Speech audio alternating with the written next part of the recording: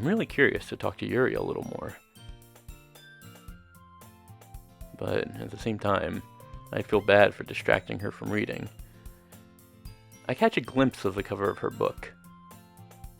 It looks like the same book that she lent me. More than that, she seems to be on the first few pages. Ah. Oh, crap. I think she noticed me looking at her. She sneaks another glance at me, and our eyes meet for a split second. Ah. But that only makes her hide her face deeper in her book.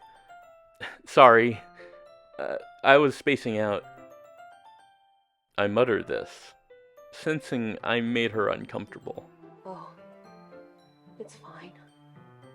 If I was focused, then I probably wouldn't have noticed in the first place. But I'm just rereading a bit of this, so... That's the book you gave me, right? Mm-hmm. I wanted to reread some of it. Not for any particular reason. Just curious, how come you have 2 copies of the same book? Ah. Well, when I stopped at the bookstore yesterday... that's not what I meant.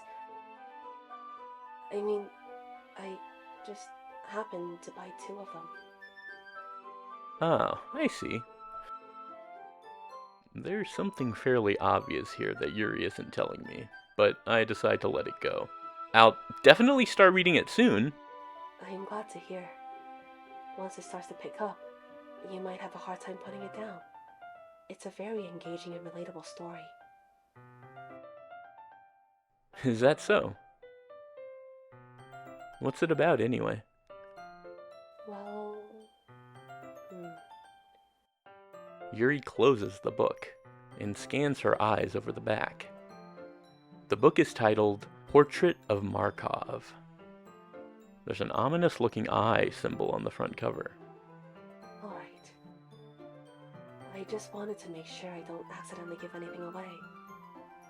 Basically, it's about this girl in high school who moves in with her long-lost younger sister. But as soon as she does so, her life gets really strange. She gets targeted by these people who escaped from a human experiment prison. And while her life is in danger, she needs to desperately choose who to trust. No matter what she does, she ends up destroying most of her relationships, and her life starts to fall apart. That's kind of dark, isn't it? Yuri made it seem like it was gonna be a nice story, so that dark turn came from nowhere. Yuri gently giggles all of a sudden. Are you not a fan of that sort of thing, Kyon? No, that's not it. I mean, I can definitely enjoy those kinds of stories, so don't worry. I hope so. Yeah, I totally forgot Yuri's into those things. She's so shy and reclusive on the outside, but her mind seems to be completely different. It's just that these kinds of stories, they challenge you to look at life from a strange new perspective. When horrible things happen, not just because someone wants to be evil, but because they have their own goals or their own philosophy that they believe in. Then suddenly, when you thought you related to the protagonist, they're made out to be the naive one for letting their one-sided morals interfere with the villain's plans. I'm rambling, aren't I? Again, I'm sorry. Hey, don't apologize. I haven't lost interest or anything. Well, I guess it's alright then. But I feel like I should let you know that I have this problem. When I let things like books and writing fill my thoughts, I kind of forget to pay attention to other people. So I'm sorry if I end up saying something strange. And please stop me if I start talking too much. That's... I really don't think you need to worry. That just means you're passionate about reading. And the least I can do is listen. It's a literature club after all.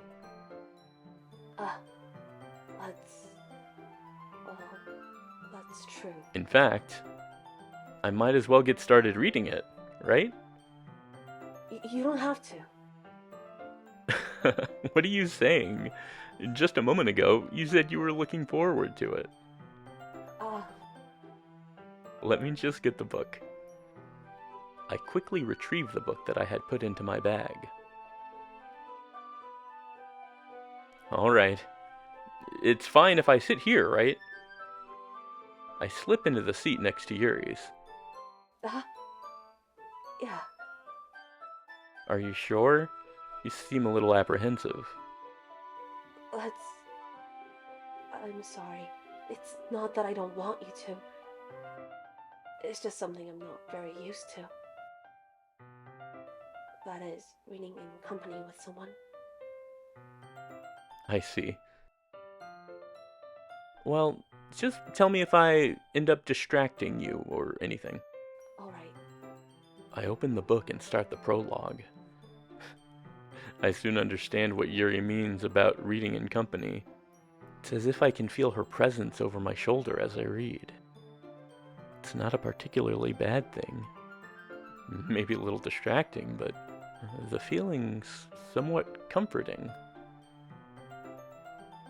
Yuri is in the corner of my eye. I realize that she's not actually looking at her own book. I glance over. It looks like she's reading from my book instead. Sorry. I was just... Yuri, you really apologize a lot, don't you? I do? I don't really mean to. Sorry. I mean... Here. This should work, right? I slide my desk until it's up against Yuri's. Then, hold my book more between the two of them. I suppose so. Yuri timidly closes her own copy. Once we each lean in a little bit, our shoulders are almost touching. It feels as if my left arm is in the way, so instead I use my right hand to hold the book open. I guess that kind of makes it difficult to turn the page. Here. Yuri takes her left arm and holds the left side of the book between her thumb and forefinger. I do the same with my right arm on the right side of the book. That way, I turn a page, and Yuri slides it under her thumb and flips it to her side. But in holding it like this, we're huddled even closer together than before. It's actually kind of distracting me. It's as if I can feel the warmth of Yuri's face, and she's in the corner of my vision. Are you ready? To turn the page. Oh, sorry. I think I got a bit distracted for a second. I glance over at Yuri's face again, and our eyes meet. I don't know how I'll be able to keep up with her. That's okay. You're not as used to reading, right? I don't mind being patient if it takes you a bit longer. It's probably the least I can do, since you've been so patient with me. Yeah. Thanks. We continue reading. Yuri no longer asks me if I'm ready to turn the page. Instead, I just assume that she finishes the page before me, so I turn it of my own volition. We continue the first chapter in silence. Even so, turning each page almost feels like an intimate exchange. My thumb gently letting go of the page, letting it flutter over to her side as she catches it under her own thumb. Hey Yuri. This might kind of sound like a silly thought, but the main character reminds me of you a little bit. You think so? How does she? Well, I guess she's more blunt in a lot of ways, but she also second guesses all the things she says and does. Like, she's afraid she'll do something wrong. It's not like I can see into your head or anything, but they're kind of reminiscent of some of your mannerisms. I see. Yuri remains silent for a moment. Uh-oh. But Kyon, it's probably a terrible thing to have in common with her. Oh, that's so embarrassing that you think that. Well, wait! I didn't mean it in a bad way or anything. Sorry, I really didn't know you were self-conscious about that sort of thing. I guess I more meant that it's kind of cute. What are you saying all of a sudden?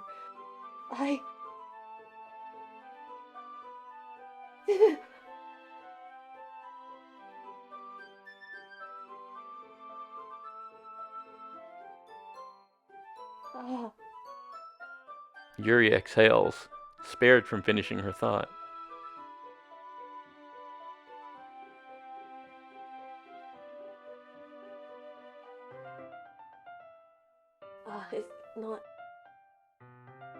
It's fine.